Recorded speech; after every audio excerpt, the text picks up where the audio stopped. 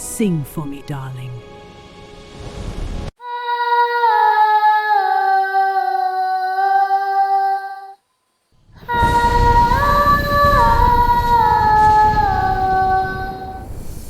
You have the voice. Now the prince will be ours. You just need to play your part well. In a small village called Iliayo, there lived a young girl named Abike. Abike was a happy child with bright eyes and a gentle smile. She loved to sit beside her mother and listen to stories in the evening. When Abike was 4 years old, her mother became sick. The sickness was short but serious. Soon, her mother died. The house that was once full of laughter became very quiet. Abike did not fully understand death, but she felt the emptiness. She missed her mother's voice and warm hugs. Her father, Babatunde, loved her very much. He worked hard to take care of her, but raising a child alone was not easy. After some months, he married a woman named Wunmi. At first, Wunmi was kind. She cooked for Abike and braided her hair gently. Later, she gave birth to a baby girl named Ronke. For a while, they lived peacefully like one family. But when Abike turned 10, her father suddenly fell sick and died. That was when everything changed. Immediately after Babatunde's burial, Wunmi became another person entirely. She was no longer the same woman. The soft smile she once gave disappeared. Her face became hard, and her voice became sharp. One morning, she stood in the middle of the compound and looked at Abike with cold eyes. "From today," she said firmly, "you must work for your food."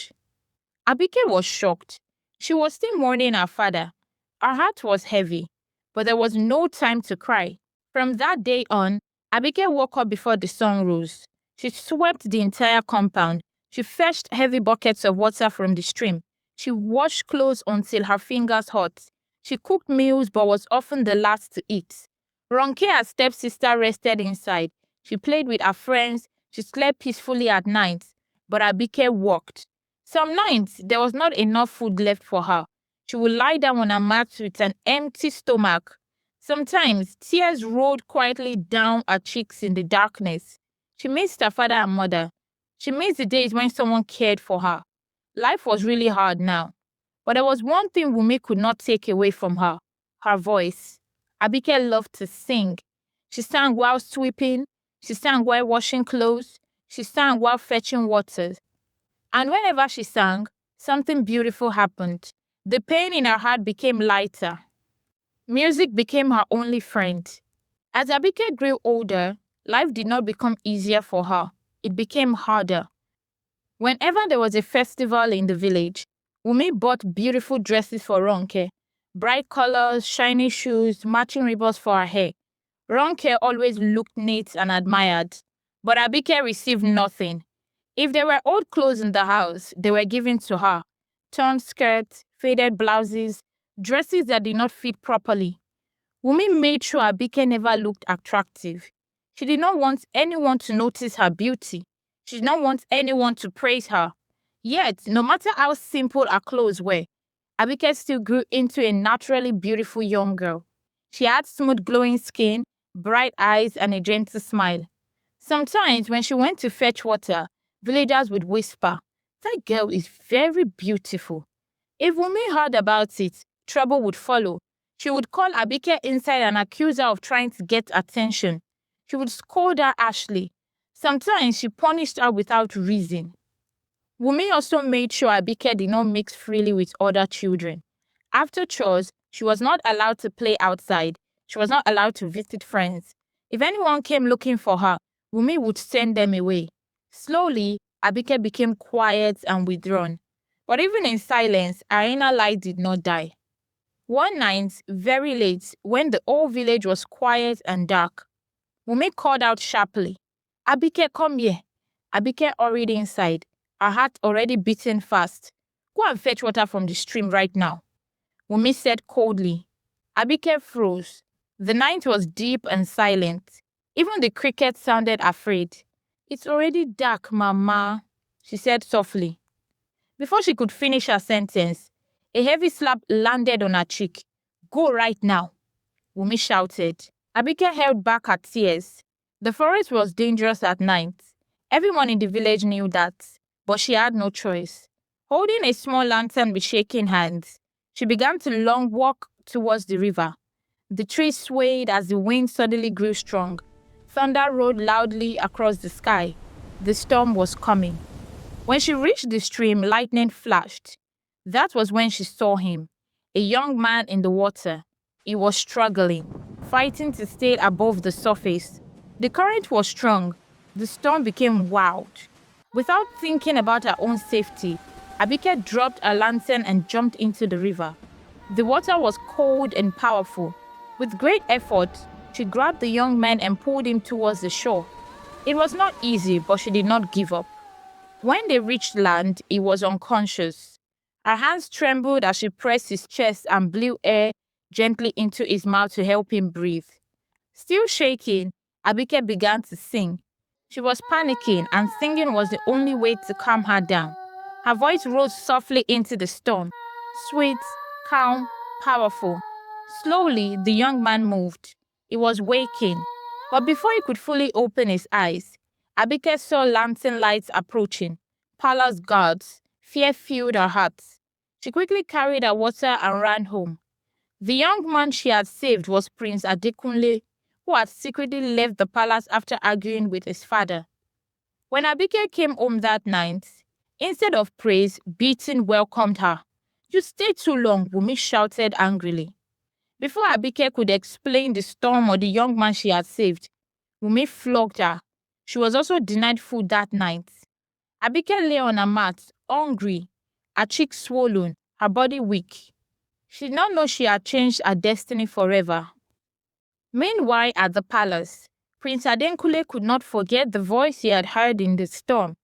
"That girl saved me. I must find her," he whispered to himself. He told his guards to invite young women from the village to come and sing before him. They must come willingly, he said. No one should be forced.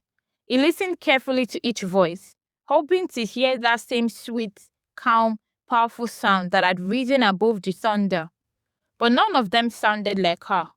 At that time, Abike had been sent by Wunmi to buy goods in another village, so she missed the first search. Ronke also did not participate because she was afraid of singing in public. She knew she did not have a strong voice and feared embarrassing herself. The prince grew restless. Finally, he decided to hold a grand singing contest. This time, there would be a large money prize and an automatic wedding with him. He believed that if money and even the possibility of the girl becoming the princess of the kingdom were involved, the mysterious girl might come forward. When news of the big contest spread, Abike's heart began to race. She decided she must participate, not because she wanted the prince, but because she needed the prize money. She wanted to move to another village and start a new life far away from her wicked stepmother. She would enter the contest secretly and make sure her stepmother never finds out, because if Wunmi found out, she would never allow it. One quiet night, when the house was dark and everyone was supposed to be asleep, Ronke walked past Abike's small room. She heard a soft, happy voice inside. Curious, she stopped to listen. "I saved the prince that night. I sang for him," Abike whispered to herself, smiling gently as she remembered the storm. Ronke's eyes widened in shock. Without thinking twice, she ran quickly to her mother's room. Her heart was beating fast. "Mama, Mama," she whispered urgently. As Wunmi listened, the fear on her face slowly changed. Fear turned into greed, and she promised to do something about it. No way she was going to let her stepdaughter marry the prince and rule over them. One evening, Wunmi quietly left the house and went to a dark river shrine at the edge of the village. The place was silent and cold. The water moved slowly and the air felt heavy. She knelt near the river and called on the water goddess. After a while, the water began to shine. A soft but powerful voice rose from the river.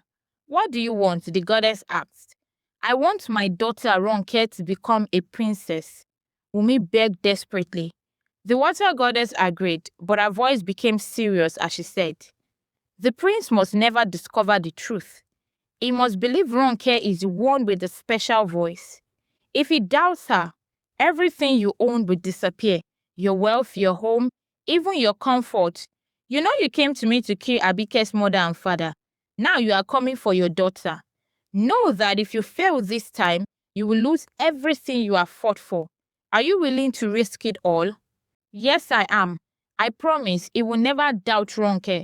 My daughter is beautiful and elegant. She won't have a problem convincing him fully, Wunmi said confidently. Then the goddess explained the condition. Ronke could not steal the voice by force. Abike had to release her voice willingly. It had to be given freely without anger or suspicion.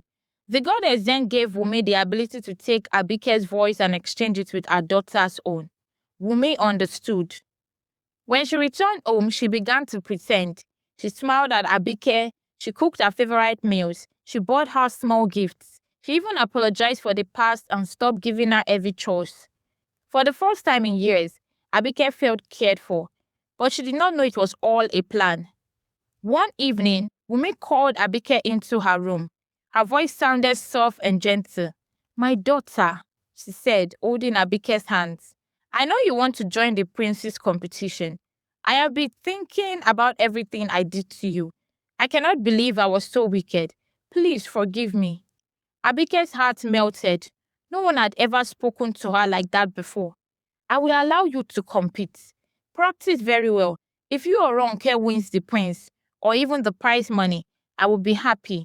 We are one family," Wunmi continued to say. Tears of joy filled Abike's eyes. For the first time in many years, she felt loved. She felt seen. She felt like she finally had a mother. That night, they went outside to practice near the quiet river. The moon was bright. The air was cool. "Sing for me," Wunmi said sweetly. Abike closed her eyes and began to sing. Her voice was beautiful, calm, and powerful. Suddenly, the air changed. A strange wind blew around them. Before Abike could stop singing, a small glowing blue bubble slowly came out of her throat. It rolled gently in the air like a tiny shining ball. Abike felt weak and fainted immediately. Wunmi quickly caught the glowing bubble and pushed it into Ronke's throat. Then she pulled Ronke's ordinary voice out and forced it into Abike's throat. "Yes," Wunmi said happily. "The prince will be yours, my daughter. Just follow the plan. Do not let him suspect anything." They carried Abike home. The next morning, Abike woke up and tried to talk. It was there she discovered it wasn't her voice. It was Ronke's. She panicked so much. It was the day of the contest and she needed her voice. She tried coming out, but she was locked in. She couldn't believe her wicked stepmother only put on a facade. She sat down helpless on the ground and cried. At the palace, many girls came to sing before Prince Adekunle. One by one, they tried their best. Then Ronke stepped forward. The moment she opened her mouth and sang, the prince stood up quickly. "It is her," he said with joy shining in his eyes. The voice was exactly the one he heard by the river that stormy night. Soft, sweet, powerful. He rushed forward and held her hands. He was so happy. The palace erupted in celebration. Drums were beating. Dancers filled the courtyard. The king announced that an engagement would be held the next day, and in 5 days there would be a royal wedding. Wunmi smiled proudly. She and Ronke moved into the palace at once. They forgot completely about Abike, who was left alone in the small hut at home. As the days passed, something began to trouble the prince. Ronke was rude to the palace maids. She shouted at them. She insulted them. She threw clothes on the floor and demanded to be served like a queen already. Wunmi tried to warn her quietly. "Calm down, Ronke. Endure for 5 days now." But Ronke refused. Power had entered her head. She did not care. The prince watched carefully. He remembered the gentle girl by the river, the calm spirits, the beautiful voice, the peaceful presence. Ronke's voice was right, but her heart felt wrong. Slowly, doubt entered his mind. He just couldn't believe that this was the same girl that saved him. He knew something was wrong somewhere, and he needed to find out before his marriage in a day's time. Abike was left alone in the small hut. No one checked on her, no one brought her food. She was hungry, weak, and now she didn't have a voice. She was stuck with her stepsister's own. Days passed slowly. She tried to sing many times, but only a dry, broken sound came out. Each time, tears filled her eyes. One evening, feeling tired and sad, she walked back to the riverside where everything had changed. She sat near the water and cried quietly. The river moved gently, as if listening to her pain. By coincidence, Prince Adenkule also came to the same river that evening. His heart was troubled. Something about Ronke did not feel right. As he walked closer, he saw a girl sitting alone in the darkness. It was Abike. He did not recognize her at first, but something about her felt familiar, calm, gentle. Abike didn't look up. She just kept her head down. She knew someone was there, but she didn't care to see who. They began to talk. Abike shared her story about her wicked stepmother, about the competition, about losing her voice. She did not know she was speaking to the prince. The prince listened carefully. His heart beat faster with every word. The realization that this could be the girl he had been looking for hit him. Though the voice was different, her aura and energy were just like he had felt that day. Slowly, he lifted her face to look at her clearly. In that quiet moment, he leaned forward and kissed her gently. It was not something he could control. He just felt himself doing it, and Abike gave in. She had gone through so much, and this just felt like a moment for her to let go of everything in her heart. Immediately, a warm light surrounded them. Abike felt something rise inside her chest. Her real voice returned. At that same moment in the palace, Ronke suddenly lost the magical voice. Thunder roared. Storm cloud gathered. The spell was broken. The prince finally understood. You are the one that saved me, right? I have been searching for you everywhere. I never forgot that night. The storm, the river, your song, he said softly. Together, they walked back towards the palace. The sky was still dark with heavy clouds. As they entered the palace gates, Ronke was shouting at the maids again, but her voice was gone. At that very moment, guards rushed forward. Wunmi and Ronke were arrested before everyone. The truth had finally come out. Wunmi and Ronke were locked away in the royal prison. Their greed had finally led them to shame. In the quiet palace courtyard, Prince Adekule stood before Abike. Will you marry me? You are kind, brave, and true.